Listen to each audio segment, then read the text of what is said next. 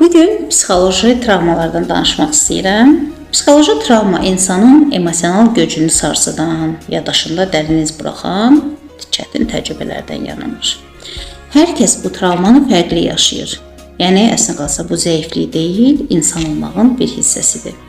Bəzən travmalar bizi içimizə susdurur, güvənimizi azaldır, düşüncələrimizi qarışdıra bilər. Yəni bu hiss etdiklərin təbii ki, normaldır. Sağalmaq mümkündürmü? Əlbəttə mümkündür. Bunun üçün nə etmək lazımdır? Çox sadə.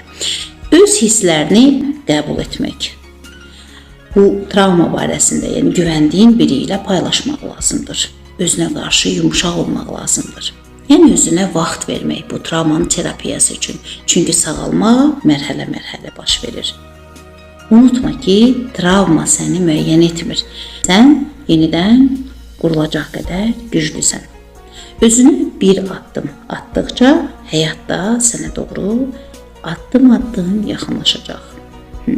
Odur ki, öz qarşına qoyduğun o səddi qarşından götür və buna izin ver. Sevgi ilə qal.